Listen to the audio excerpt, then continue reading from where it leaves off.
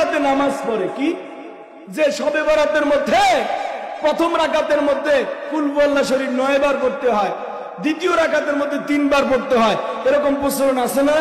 আমাদের গ্রামে আছে। আরে ফরজ নামাজ পড়ে মানুষ, সেখানে এতবার পড়তে হয় না।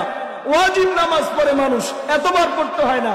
কিসের নাকি শবে বরাতে নামাজ পড়লে আপনার 9 বার আর 3 বার কুল আল্লাহ পড়তে হবে। কোন কিতাবের সাথে মিল নাই, দয়া করে মাপ চাই, কোথাও কোন কিতাবের সাথে মিল নাই। দলিল আছে কোথায়? ওই যে সদরঘাট চটি কিতাব আছে নেয়ামুল কোরআন, মাকসুদুল মুমিনিন দুইয়ান কিতাব আছে, প্রত্যেক মহিলার কাছে পাইবেন প্রায়। একখানার নাম হলো মাকসুদুল মুমিনিন, আরেকটার নাম হলো নেয়ামুল কোরআন।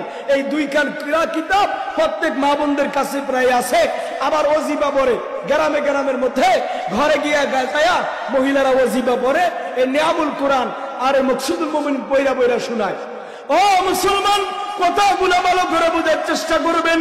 এই দুইটা কিতাবের মধ্যে ভুলের অভাব নাই। এই দুইটা কিতাব উল্লেখযোগ্য, বড় কোনো ভালো আলেম লেখে নাই। এই কিতাবের মধ্যে হাজারো ভুল আছে, যেই ভুলগুলো আমরা লেখা রাখছি একটাও সহি না। এই কিতাবের বিপরীতে আল্লামা থানভী রাহমাতুল্লাহি আলাইহি, আশরাফ আলী থানভী রাহমাতুল্লাহি আলাইহি বেহেশতি জীবন নামে কিতাব তিনি লিখছেন। বাংলা ভাষায় 11 খণ্ডে পাওয়া যায় বেহেশতি জীবন। ওই বেহেশতি জীবনের কিতাবের মধ্যে এমন কোন মাসালা নাই যে সেখানে নাই। প্রায় মাসালাগুলো তিনি সেখানে আনার চেষ্টা করছেন। এখন বাংলাদেশের অনেক আলেমেরা লিখেছেন, আহকামুন নিসা নামে কিতাব লিখছেন, ওটার মধ্যে মহিলাদের অনেক বিষয়, অনেক মাসালা সেখানে আছে। আহকামুন নিসা, আহকামুল মুমিনাত নামে কিতাব আছে। ওই কিতাবের মধ্যে মা বোনদের জন্য হাজারো মাসালা লেখা আছে। আহকামুল মুমিনাত সহিহ শুদ্ধ মাসালাগুলো লেখা আছে, কিতাবের হাদিসের রেফারেন্স দিয়ে লেখা আছে। ও মুসলমান ভাই বোনেরা, কথাগুলো ভালো করে বুঝবেন। আজ থেকে নিয়ামুল কোরআন আর পড়েন না, মাকসুদুল মুমিনিন আর পড়েন না, সহি কিতাবগুলো আর পড়েন না। আল্লামা শাহ থানভী রাহমাতুল্লাহি আলাইহি বেহেশতি জুর পড়ার চেষ্টা করেন এবং আহকামুন নিসা নামে কিতাবটা পড়ার চেষ্টা করেন। হ্যাঁ, আহকামুল মুমিনাত নামে কিতাবটা পড়ার চেষ্টা করেন। সেখানে মা বোনদের জন্য হাজারো মাসালা আছে, শত শত বিষয় সম্পর্কে সেখানে মাসালা, সহিহ সহিহ মাসালাগুলো উল্লেখ আছে। এই জন্য ওই সহি পয়রা নিজের ইমানটাকে শেষ করেন না। একটা বই খাইলে 40টা রোগ ভালো হয়, ভালো মানুষেরা সেটা খায় না। হ্যাঁ, এমন ভাবে একটা কিতাবের মধ্যে সবকিছু পাওয়া যায়, ওই কিতাবটাও সবাই পড়া উচিত হবে না। এই জন্য যা পড়তেছেন, যা করতেছেন, আলেমদেরকে জিজ্ঞেস করেন, জানদার আলেমদেরকে জিজ্ঞেস করেন, যারা ভালো বোঝে তাদেরকে জিজ্ঞেস করেন।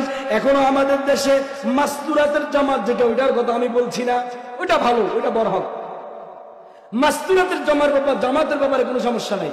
আরেকটা তাবলিগ জামাত আমাদের গ্রামে বাইরে সে মহিলাদের, ওইটা মাস্তুরাতের, এটা আমাদের তাবলিগ জামাত এর সাথে সম্পর্ক নাই, ওইটা ভিন্ন। আরেকটা আমি বুঝার জন্য বলি, কি দাউরি থেকে একটা মহিলা দেখবেন হঠাৎ এক বাড়ির মধ্যে ঢুকবে, ঢুকিয়া বাড়ির সবাই ডাক্কা লইব, ও মহিলারা সবাই আইয়েন আমরা তালিম করব।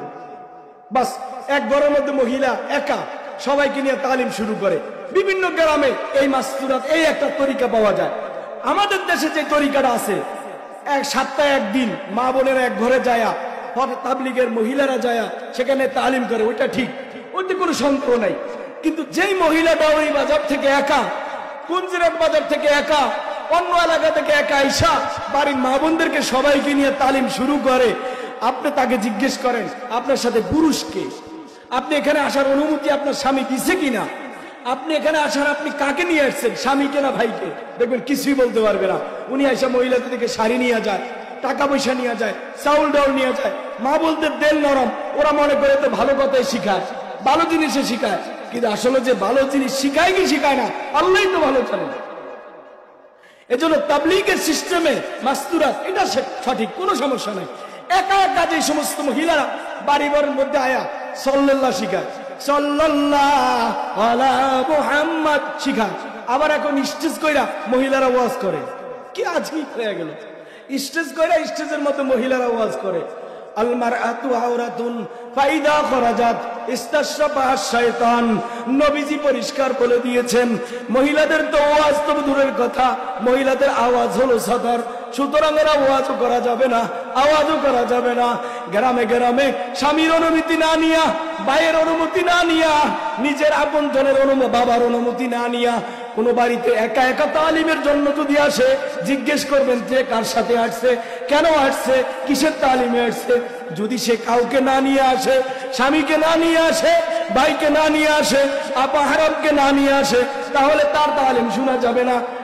আমি আবারও বলি, আমাদের গ্রামের প্রচলিত মাস্তুরাতের তালিম ঠিক আছে, কোনো সন্দেহ নাই, কিন্তু একা একা এসে তালিম করবে, ওই তালিম শোনা যাবে না।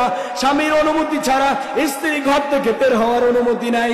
স্বামীর অনুমতি ছাড়া স্ত্রী কোথাও যায় সেখানে তালিম করার অনুমতি নাই, জিকির শিখানোর অনুমতি নাই, কোরআনের আলোচনা করার অনুমতি নাই, হাদিসের আলোচনা করার অনুমতি নাই। স্বামীর অনুমতি ছাড়া নামাজ শিখানোর অনুমতি নাই।